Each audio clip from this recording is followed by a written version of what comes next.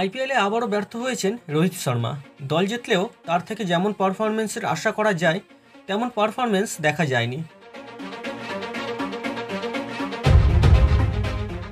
টানা ব্যর্থতার পর সানরাইজার্স হায়দ্রাবাদের বিপক্ষে রোহিত করেন 16 বলে 26 রান, অর্থাৎ এবারে আইপিএলে এটাই তার সর্বোচ্চ ব্যক্তিগত স্কোর। কিন্তু তা মোটেও রোহিত সুলভ নয়।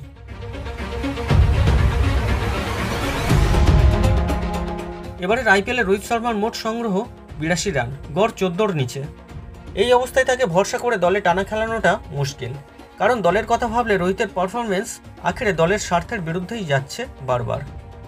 তবে তিনি দলের জন্য খেলছেন, রান করার চেষ্টাও করছেন, কিন্তু ব্যর্থতার মাঝেও যদি কঠিন সিদ্ধান্ত নেয় মুম্বাই, তখন শুরু হয়ে যাবে বিতর্ক।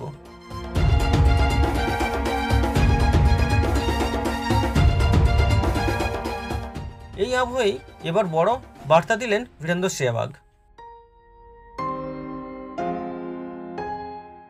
রোহিতের আইপিএল রানের দিকে নজর দিলে দেখা যাবে শেষ 10 বছরে মাত্র একবার 400 রান করেছেন। এখন ওর যাওয়ার সময় চলে এসেছে, তাই ওর উচিত ভক্তদের এমন কিছু মুহূর্ত দেওয়া যেটা স্মৃতি হিসাবে থাকবে। এমন কোনো কাজ করা উচিত নয় যাতে ভক্তরাই বলতে শুরু করে যে ওকে বসানো উচিত।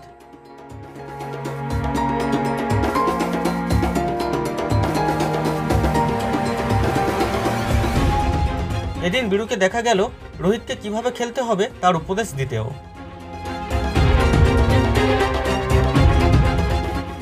রোহিতের উচিত 10টা বল বেশি খেলে নিজেকে সুযোগ দেওয়া। যদি লক্ষ্য করে দেখা যায় বারবার ব্যাকলেন্থ বল পুল করতে গিয়ে আউট হচ্ছে, তাই একটা ইনিংসে ওর সিদ্ধান্ত নেওয়া উচিত পুল শট খেলবেই না। কারণ ওর সঙ্গে কথা বলা উচিত ম্যানেজমেন্টের থেকে। ওকে বলা উচিত সাধারণ ক্রিকেট খেলতে। আমি যখন খেলতাম সচিন, দ্রাবিড় বা সৌরভ এসে আমায় বলতো সাধারণ ক্রিকেট খেলতে।